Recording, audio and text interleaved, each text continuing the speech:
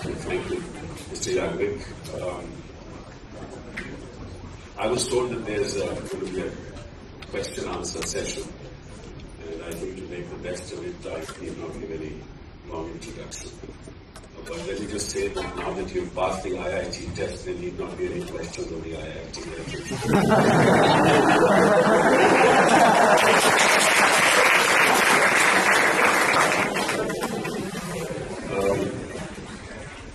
72 out of every 100 kids who do the IIT prefer IIT Bombay.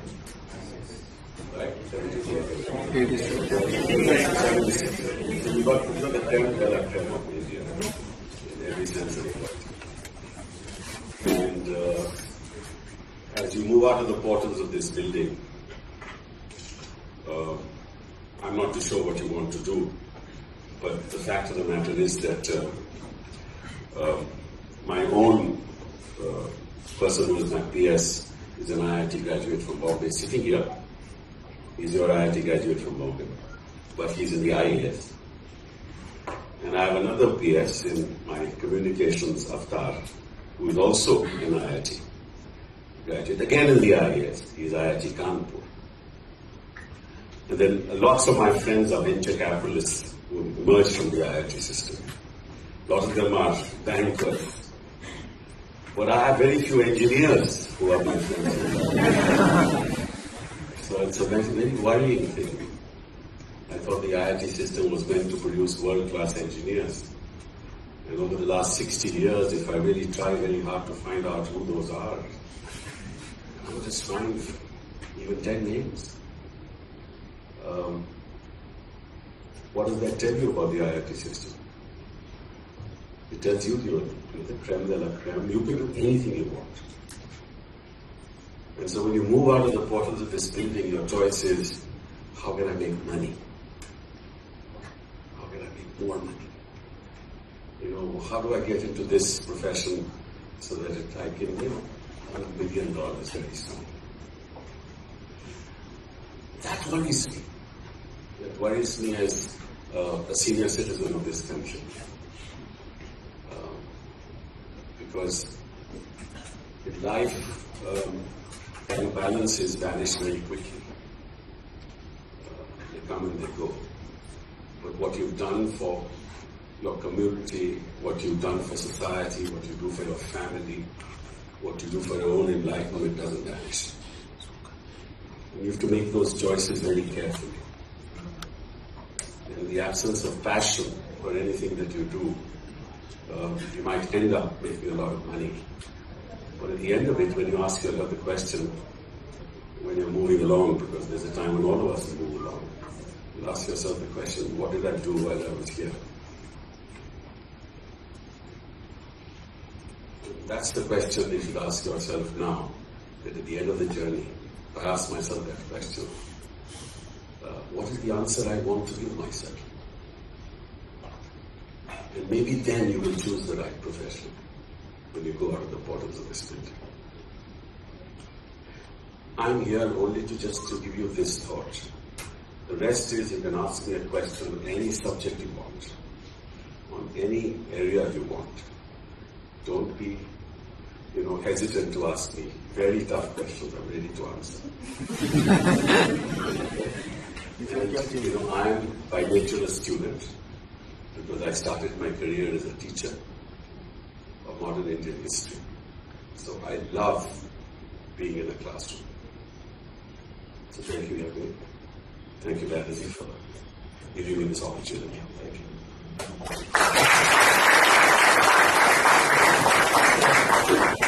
Before I throw open I would like to tell you, sir, that I think it is only the people who are visible, who go in finance, become visible. But I think we have a very large representation in the public sector enterprises, in the engineering, in large number of corporate capitals.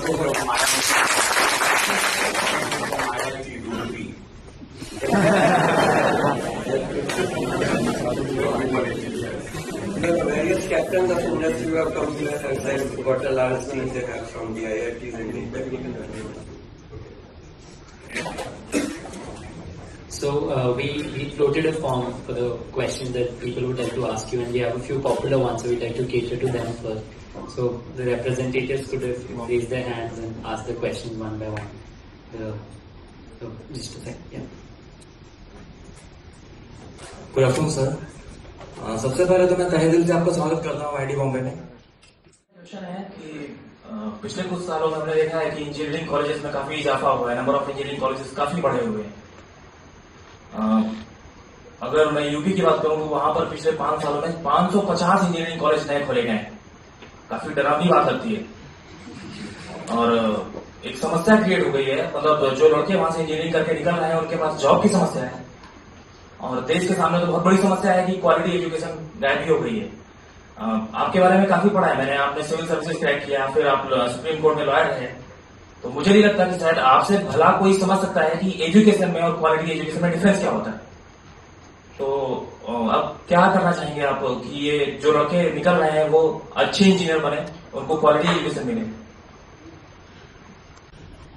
बहुत भारी समस्या है, बहुत गंभीर समस्या है और difference तो साफ जाहिर है। Difference is IIT Bombay and the 550 colleges in Uttar Pradesh, that's the difference. कौन एजुकेशन इंस्टीट्यूशंस, कौन इंजीनियरिंग कॉलेजेस यूपी में खोल रहा है? अब ये बार बार नहीं जानी चाहिए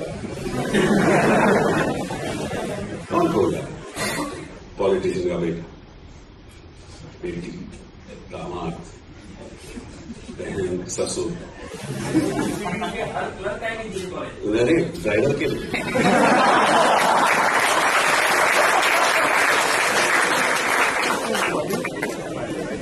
प्रॉब्लम है कि उसकी अनुमति कौन देता है? गलत, उसकी अनुमति राज्य सरकार देती है। अगर मुझे कोई इंजीनियरिंग कॉलेज बनाना है या कोई भी कॉलेज करना है, चाहे वो इंजीनियरिंग हो, नॉन इंजीनियरिंग हो, तो मुझे नो ऑब्जेक्शन किससे लेना पड़ता है? राज्य सरकार से। जब इंजीनियरिंग कॉलेज बन जाए तो उसका जो रेगुलेशन है वो AICTE करती है। तो जब वो बन जाता है तो फिर वो AICTE के पास आते हैं कि साहब हमारा कॉलेज तो बन गया है, तो AICTE पूछती है कि भैया तुम्हारे पास कितने टीचर्स हैं, कितनी कैपेसिटी है, तो उस समय वो टीचर तैयार कर लेते हैं। बोला कितना फर्नीचर है, जब इंस्पेक्शन दी जाती है तो फर्नीचर तैयार कर लेते हैं, ठीक है ना। तो जब इंस्पेक्शन वापस चले जाता है तो फर्नीचर भी वापस चले जाता है। 4 इंस्टीट्यूशंस हैं, एक जगह के टीचर हैं और चारों इंस्टीट्यूशंस को उनको दिखाते हैं। तो इस समस्या का सुधार करने के लिए हमने कई सुधार सोचे हैं और उसमें से भी education reforms that I have initiated, like I have introduced what is called the accreditation authority bill and the education malpractices bill. See, we want to move away from the inspection raj of this country. पहले होता क्या था कि अभी भी होता है कि AICTE अपने इंस्पेक्टर भेजती है और जब इंस्पेक्टर भेजती है तो वहां धांधलेबाजी होती है, ठीक है ना। और रेगुलेटर जब इंस्पेक्टर बन जाता है तो वो काम कभी सही हो ही नहीं सकता। तो we want to actually move, keep regulation in AICTE, in other words, determination of minimum standards by AICTE, UGC or whatever, NCPE or whatever. And we want to have professional agencies set up by the state government and the central government to do accreditation. So in fact, we have, in the first year of my becoming a minister, I formulated 5 or 6 bills to deal with the issue that you are talking about. Exactly that. और उसमें यह है कि मैंने 1 साल में bill तो बना दिए और इंट्रोड्यूस कर दिए, 2.5 साल स्टैंडिंग कमेटी में लग गए, ठीक है, और 3.5 साल तो इस बात को हो गए। और जब स्टैंडिंग कमेटी में गया बिल तो उससे पहले बड़ी बातचीत हुई, स्टेट एजुकेशन मिनिस्टर से बात की, उन्होंने अनुमति दे दी, सेक्रेटरी से बात की, उन्होंने अनुमति दे दी, स्टैंडिंग कमेटी में गया और 2.5 साल के बाद कहा कि बिल्कुल बिल ठीक है, ठीक है। और अभी हाल ही में 4 दिन पहले पार्लियामेंट में लगा, पार्लियामेंट में विरोध हो गया।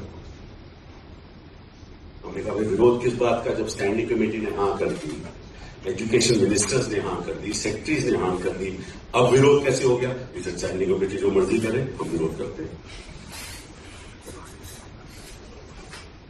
तो प्रॉब्लम यह है कि जब तक पॉलिटिकल पार्टीज अपने देश और अपने बच्चों के भविष्य के बारे में नहीं सोचेंगी तब तक इसका सुधार नहीं होने वाला।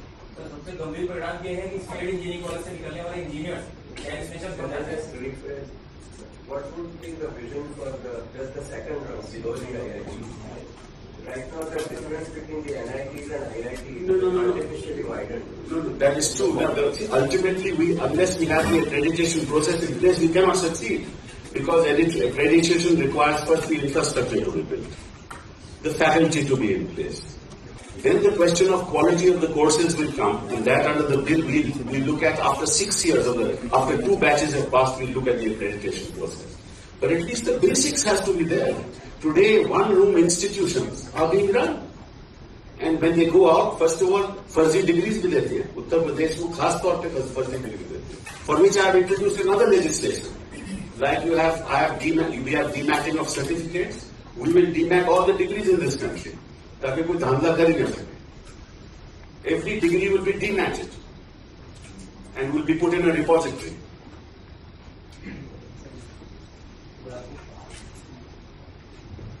Good afternoon, sir. I wanted to ask, don't you think improving the school education is a better way to eradicate the coaching system than decreasing the level of entrance exams?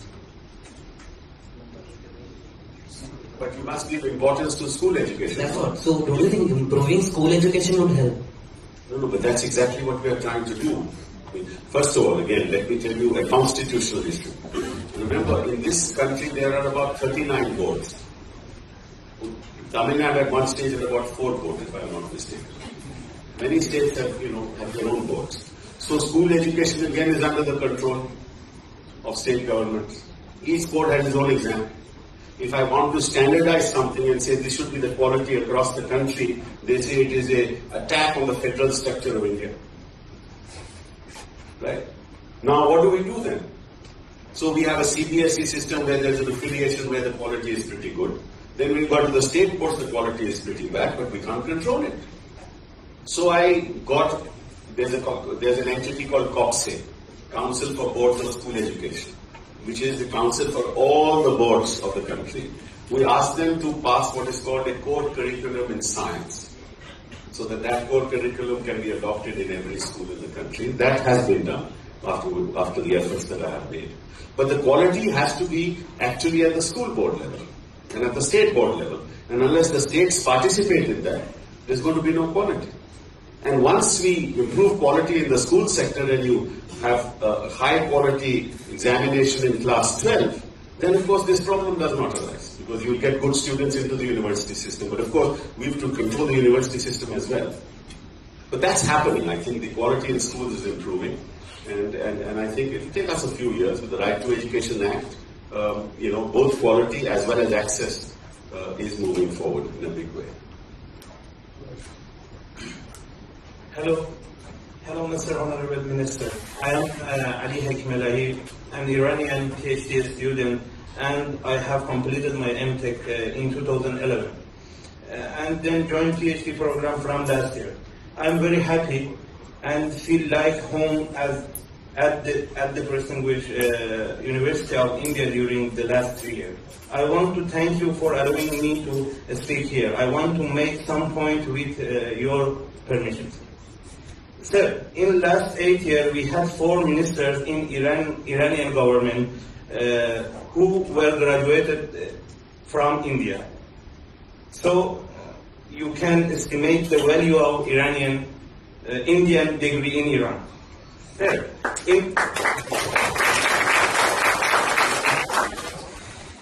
in 2006, more than 10,000 Iranian students were registered for postgraduate, but this year the number decreased to less than 4,000 in all India. As more students have joined program in Malaysia for postgraduate, which was 2,000 postgraduate students in year 2006, and now it is more than 16,000. The quality of education in Malaysia is far less as compared to here.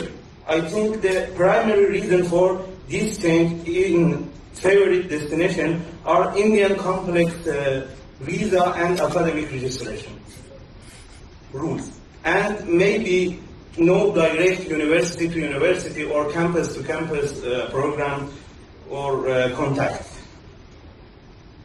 Second point, sir, I have one more suggestion. This is very particular to IITs. IITs should offer scholarship for foreign postgraduate students like European and American university and institutes. Third point is about dollar and rupees rate and exchange. We had a sharp change in recent months. So I suggest you to kindly revise the fee amount for foreign students in IITs or in India. Thank you, sir. This is actually, he raises a very important point. In all our press and everywhere, we talk about these university rating systems.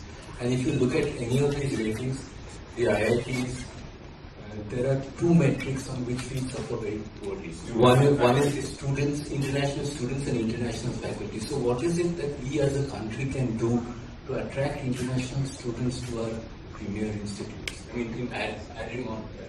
The answer to that is that you have to have world-class residential facilities for students.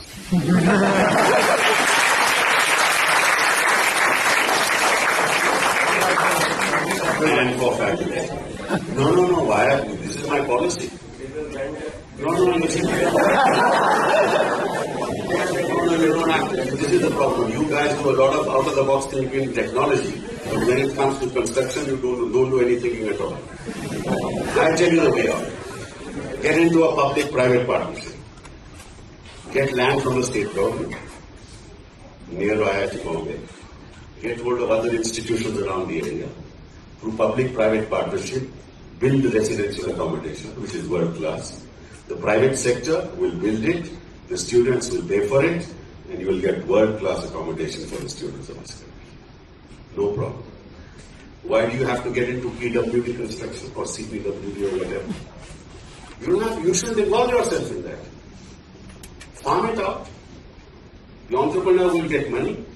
The foreign students will not be hesitant to pay. They'll get world-class facilities. All you have to ensure is transportation for them wherever they are staying to the university and to the IIT system. On three of your questions, on the first one, I'll have to call the foreign minister here. So when I call him next, to ask him that question on the visa, because I have no control over it. On the question of the rupee rate, I think that will change hopefully once we are allowed to function in this country.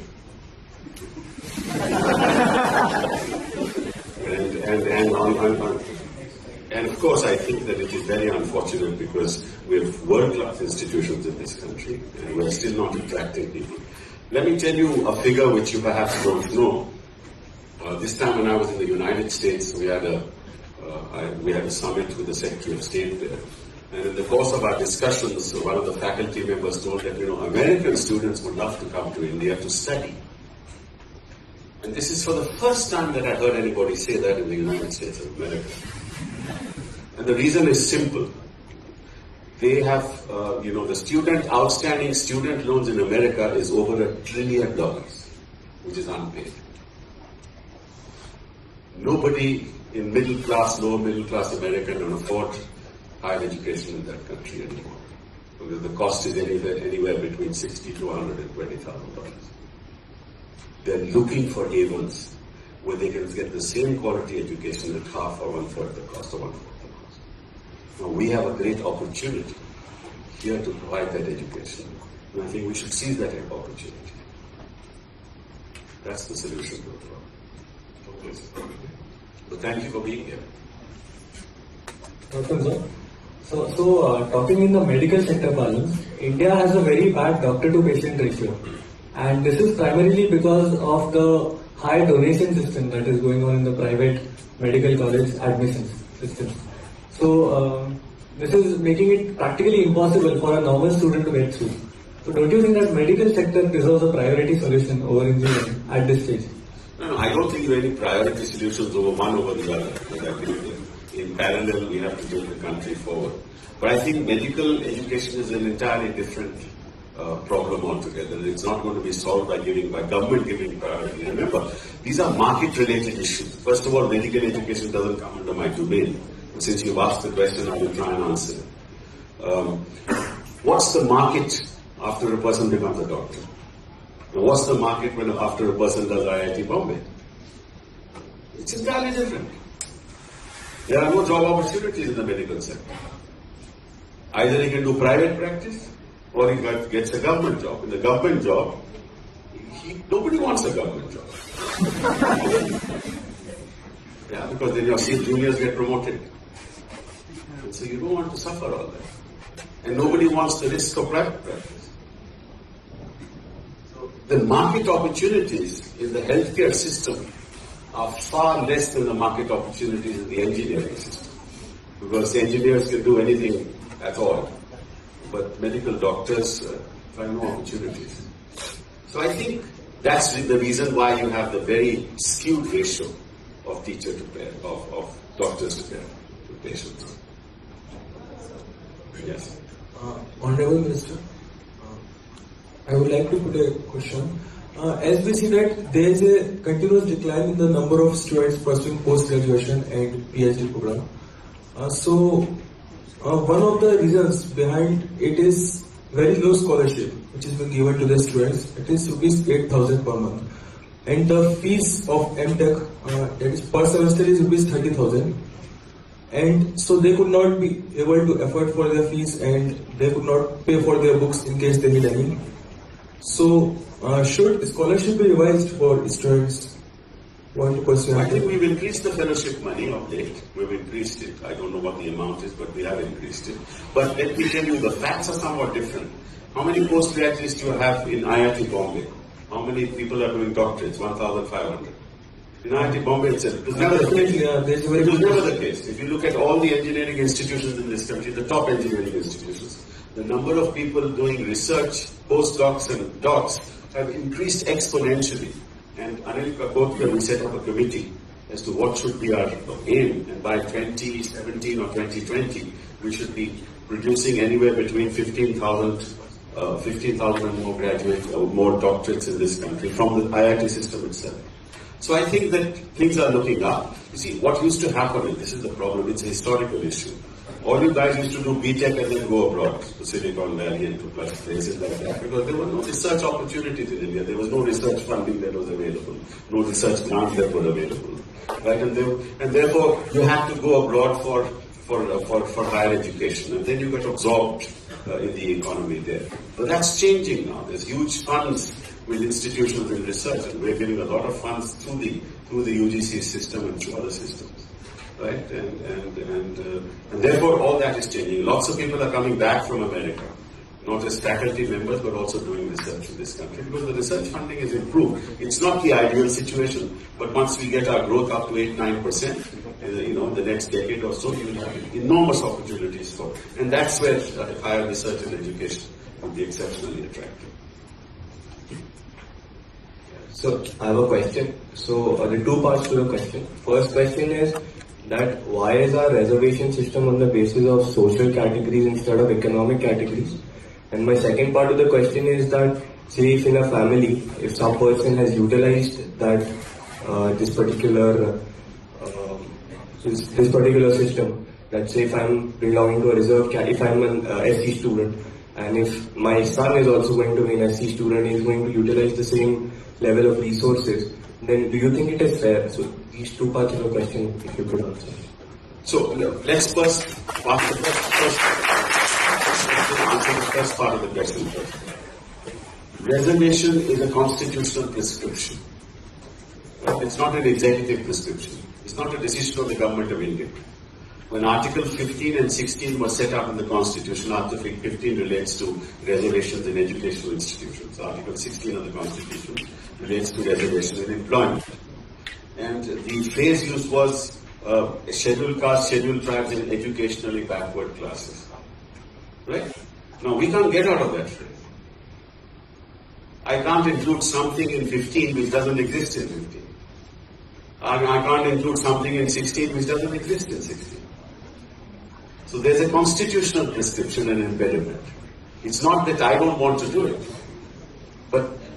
and it's not my interpretation, this is the Supreme Court of India's interpretation, that educationally backward communities does not include economic criteria for every community. Therefore, reservation can't be given on that basis. That's the law of the Supreme Court of India, not law of the not executive orders of the government of India. So there's a very enormous misgiving, which is why the clapping here, that as if the government is doing something wrong, it has nothing to do with the government. Okay, that's the answer to your first question. The answer to your second question is that once somebody has got reservation, why should a member of the family?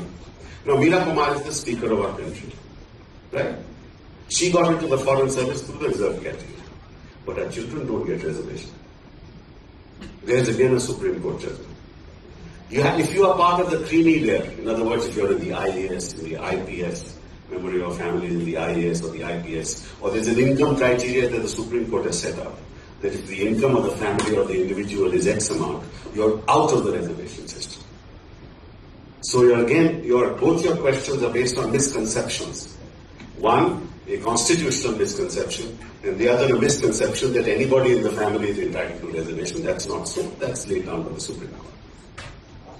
So just continuing on that, in the first part, can't the government make an amendment to those constitutional? A constitutional amendment. Nobody will allow it.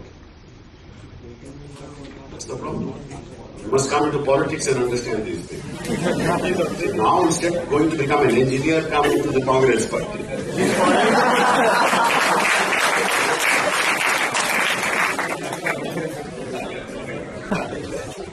माननीय मंत्री महोदय, जैसा कि आप देख सकते हैं कि छात्रों की तुलना में बहुत कम छात्राओं का आप बैठ जाइए, आप अच्छा नहीं लगता क्या? आप भी खड़े तो मेरा तो अच्छा लगता। तो ये कम छात्राओं की ओर से ही मैं आपका हार्दिक स्वागत करती हूँ।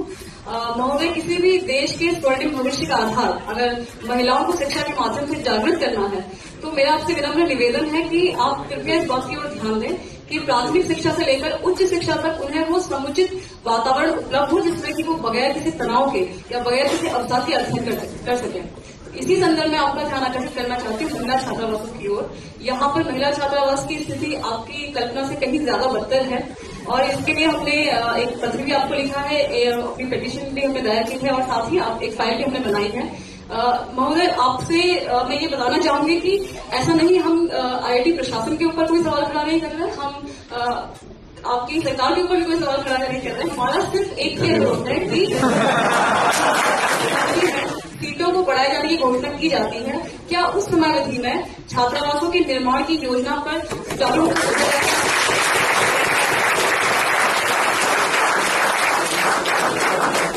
महिला छात्रावासों में ये इनकी प्रकारें जो है छात्राओं को आप एडजस्ट करा जा रहा है और ये एडजस्टमेंट सर स्पोर्ट्स रूम में, टीवी रूम में, जो डॉर्मेट्रीज है जहाँ पर कपड़े सुखाए जाने की जगह है वहां पर हमारी छात्राएं रह रही हैं, बहुत बुरी हालत में रह रही हैं। इसके लिए कोई दोषी नहीं है, लेकिन कहीं ना कहीं योजनाओं में जो लूप होल्स हैं उनकी ओर देखे जाने की जरूरत है, जो इंफ्रास्ट्रक्चर में जो लूप होल्स है उनकी ओर देखे जाने की जरूरत है। एक चीज और है कि पिछले कुछ महीनों में ऐसा निर्णय लिया गया कि चूंकि छात्राओं के लिए समुचित आवास उपलब्ध नहीं है, इसलिए प्रोजेक्ट स्टाफ में छात्राओं को नहीं लिया जाएगा। हमारा डर ये है कि क्योंकि मैं स्नातकोत्तर कर रहे और शोध छात्राओं वाले छात्रावास से यहाँ पर आई हूँ, तो मेरा डर ये है कि कहीं ना कहीं कल ये हमारा तथाकथित एकोमोडेशन क्राइसिस हमारी स्नातकोत्तर की सीटों के ऊपर भी सवाल न खड़ा कर दे। तो मेरा आपसे अनुरोध है कि कृपया आप फाइल देखें, पत्र देखें और अगर आपको लगता है तो पहली बात तो मैं आश्वासन देता हूँ कि जो आपने मुद्दा उठाया है, पहली बात तो मैं उससे असहमत नहीं, और मैं इनसे साथ बैठ के निर्णय लेंगे हम कि इसको आगे कैसे बढ़ाया जाए। लेकिन अगर ये बातें नहीं मानते तो पिटीशन जो आपने मुझे दी है ना, मेरे दोनों बेटे वकील हैं, हम उनसे पिटीशन करवाते हैं। Such way, this is a very serious matter, and I don't think the opportunities. The project start has been reversed. It was temporary. No, and in fact, Government of India is extremely sensitive to the concerns that you have raised. In fact, in our policies, we are paying special emphasis to education for women. And in fact, we are especially building residential accommodation for women. And I think that any institution, if it wants to move forward with equity, must ensure that not just that the representation of women remains the same, but it is increased exponentially, so that the 50% of the population gets equal representation within the IIT and other systems in this country. And I'm done. A lot of times, let's say, starting from reservations, the number of seats are increased. I can see for a fact that in IIT Bombay, the infrastructure has not been able to keep pace with the rising number of students, and that has problems across the board, whether it's in terms of the hostel facilities, etc., etc. So why is such a rush made in terms of implementing the policies, especially when the infrastructure is not that much in place? Not popular support for that, I see. But remember, that when we sit in government, it's like China. When China built its huge mammoth structures, there was no demand for these structures. Right? If China had taken a policy decision consistent with your course of thinking, unless there was demand, there was no point to build these structures. Right? There was no demand in China, so why build Beijing or why build Shanghai? Because there were no takers. But they created the demand by building the structures. Right? So it's a policy prescription. I can't wait till such time as we build the infrastructure for demand to come in so that we expand the facility. The fact of the matter is there is a crying need out there. You don't understand the mood of the community because you are cocooned here. You are the best of the best, as I said, the creme de la creme. You don't understand. Of the 220 million children who go to school, how many children reach college? Do you have any idea? You don't. Well, let me tell you. Out of 100 children in the age group of 18 to 24, about 17 reach college. Just college. 83 never reach. Many of them don't get opportunities. Many of them don't have the economic capacity. They can't send their children to school. If they send their children to school, they drop out. They don't ever go to class 10. If they go to class 10, they don't ever go to class 12. If they go to 12, they don't have the money to pay for their education. Right? We need to change that. There's no country in the world that can move forward with a gross enrollment ratio of 70. The global average is 27. Sub-Saharan Africa is 6. United States of America is 60 to 70. Europe is 40. Right? So we need to expand. We need to give those opportunities to people. So we need to hugely invest in infrastructure so that we increase capacity as quickly as possible. These are teething problems that will take place. You and I are part of the system. You guys can't just think of yourself. Think of the 87% who are out. Think of their mindset. They don't have places to go to. They don't have institutions to go to. They don't have wherewithal to go to. Yes, you are right. These are problems. This is happening in every university. Delhi University also the same thing. Other universities the same thing. But the fact is that we are slowly, 3, 4, 5 years time, we will adjust. But the fact is many more children are getting into the IIT system now. All the new institutions they have created, they are being mentored. It will take some time. They won't be as good as IIT Bombay. But 5, 10, 15 years time, they'll be okay. But if we were to wait till such time as we build the infrastructure, nothing would happen. Now we can't wait. This is an opportunity for 12 years. That's all that we have. My question is we have, what are the opportunities that engineers can have in the development sector working with the government, similar to PMRDF? Because PMRDF has only 25 seats throughout the country. So something at the state level in which implementation of programs has a lot of technical bottlenecks, which if engineers are employed, we can... I'm sure state government should have schemes, and I don't know what the Maharashtra government schemes are in this. We have a concept note by our HOD, he has put it forward. So I think you should discuss it with him and with us, and of course with Prithviraj, who is here nowadays. Yes, I think it's important. So right now, a student is allowed to go through his complete education in his regional language. Even for JEE, a student is allowed to take exam in Hindi as well as in English. But once you come to IIT or go to higher education, mostly English has been made compulsory as a language. The reason is that it is a global way. So if that is the case, why don't we make teaching in English medium compulsory at primary level? There's a lot of opposition to it, in fact. There are several petitions. Some schools in Karnataka recently decided to teach their children in the elementary level in English, and the state imposed a prohibition. And under the Right to Education Act, the description is that children should be taught as far as possible in their mother tongue. And it could be Kannada, it could be Telugu, it could be Malayalam, as far as possible. And of course, if the majority of the children want English, of course English will be taught. But this is something, again, we cannot tinker with, because under the federal structure, the language in which the school teaches has nothing to do with the union government. So I can't pass any such thing. You see, setting up of schools, recruitment of teachers, conditions of service of teachers, what is to be taught, the language in which it is to be taught, there's nothing to do with the central government. I know for a fact that one time I went to West Bengal and a girl came to fetch me in the airport, and while going back she said, "Sir, we are in great difficulty because I was taught in Bengali. I'm a software engineer, but I can't get a job because I was taught in Bengali. No private company wants to give a job to somebody who knows software in my language." Because that was the prescription of the West Bengal government, and it's now changed. So, these are leadership at state levels have to take these decisions in the interest of the children and the future of the country. But all this is then enmeshed in politics. If somebody takes a decision that you will not teach in Marathi, see what will happen in Maharashtra. Can you think about what will happen? That's the problem.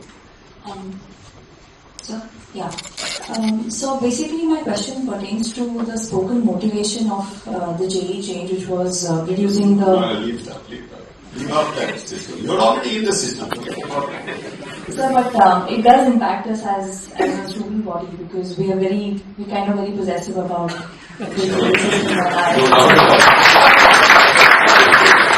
We are also very possessive of the IIT system. So coming to the question, so basically we have this one, Mahesh Tutorials, which was Bombay's biggest coaching class for boards, has more than 66,000 students as compared to say 6,000 students for something like IIT in Space, which is Bombay's biggest JEE coaching center. So how do you think the current solution will eradicate coaching? Because now IIT in Space now has something to teach, has an extra course in their syllabus wherein they teach boards. So, and their fees have now increased in the order of 1. So essentially, the fees have increased, and the bespoke objective was to reduce the fees and to reduce the burden. So how is it achieved? Okay. So let me make a confession. I have completely failed in reducing coaching. Completely.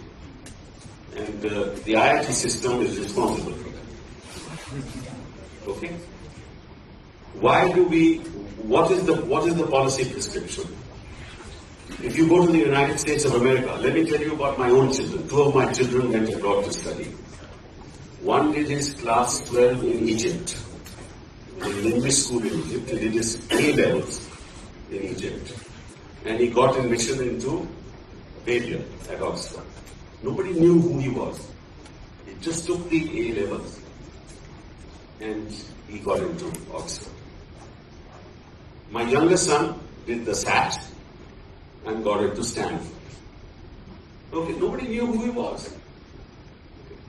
So if you are in the United States of America, you do your school system, you sit for SAT, you get into the best university, nobody asks you to sit for another test. You go to China, there's one national test. You go to Japan, there is one test. Other countries in the world, they don't have a test. England, only A-levels. There is nobody says for Oxford I need a test, for Cambridge I need a test. So if there is quality system in the schools, you don't need another test. What's the problem? Your problem is quality education in schools is not happening. Okay, so what is our objective? Let's move towards a national test. Because at this point in time, when a child goes to class 8, 9, he stops bothering about class 10, 11. He doesn't care. Because his parents are pressurizing him, you have to get into the IIT. So what happens is, that of the 2% who are the best students in the country, of which they get into the IIT system, all others have done badly in class 12 and have not come into the IIT system. They have no opportunities. So our policy objective was to give importance to class 12. And this is I am only a politician, but the Scientific Advisory Council to the Prime Minister, of which the advisor to the Prime Minister is CNR Rao. the entire council, which has the top scientists in the country, have said that this is what must be done. There should be only one test in the country. Now, why is it that the IIT says, no, I must have a special test for myself? What's so special about the IIT system? That you must have a special test? Are you any better than MIT? Are you any better than any other institution in the world? You're certainly not in the top 100 today. So if others can do it after school, what is so special about you? But ultimately in life you have to compromise. So I said, fine, if you want something special, fine, you have it. But the fact of the matter is that we have to move towards. Children in this country can't afford to pay it for 13 different exams. Now the NIT has accepted one test. They're not going to have more than one test. The UGs, these deemed universities have accepted it. States have accepted it. Maharashtra has accepted it. Maharashtra children will not have to sit for any test anymore. But yes, you're right. Coaching will not stop. But how will coaching stop? Let me answer that question. Coaching will only stop if you test the child for what he knows and not for what he does not. The exam system in our country, especially the IIT system, tests the child on what he doesn't know. So he has to be coached. There is no choice. If you test the child on what he knows, you don't need coaching. So you need to change the examination system. So I'm now working with the IITs to say, let's have an exam to test the child what he knows, but not what he does not know. Otherwise, coaching will continue and we'll have no solution to this problem. To the last part of what you said, the questions should be based on what the child knows. But the level of education itself is down, and you are taking examination based on that only. So how are we going to compare with the MIT? Okay, let me answer that. Today we have 4 IISCRs, Indian Institutes of Science, Education and Research. In the 4 IISERs, 40% of the students are taken from class 12 examination on all the state boards in this country. Go to any IISER and ask the director, how do the 12th class students fare in IISER? He will tell you, they are my best students. System is working. You don't allow it to work. You see, the top percentile of any board will be tops. It doesn't matter whether he got 89% or 69% or 82% or 95%. The top percentile of every board is the same.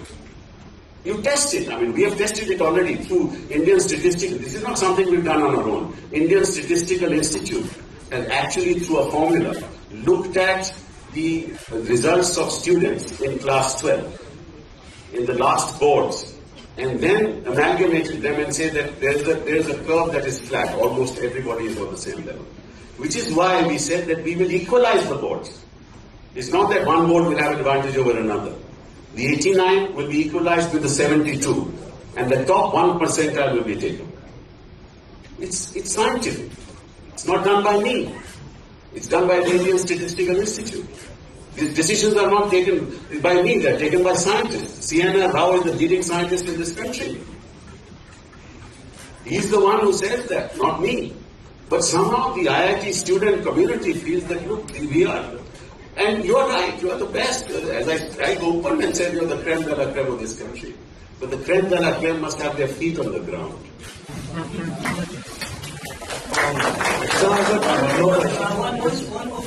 just following this, talking about the one exam policy that we are trying to implement, China already has that policy, as you have already mentioned, and what has happened because of that is there is much more stress among the people. Now, having one exam gives you just one opportunity, and that's not the formula, please. You will have that exam 3 times a year. What's the problem? Forget about it. Everybody wants to put sort of spokes in the wheel. There are lots of ways to. In life, when you get out of the IIT system, when you have a problem, try and solve it. Don't create it. We have a one-man, one-post policy, primarily to ensure that the person who is responsible does justice to his post. In our country, why can't it be the same? For example, you are responsible for 2 ministries. Similarly, PM is... Boss, you take away one, I'm ready to give it up. I don't want it. Thank you so for this session. Thank you very much. Thank you.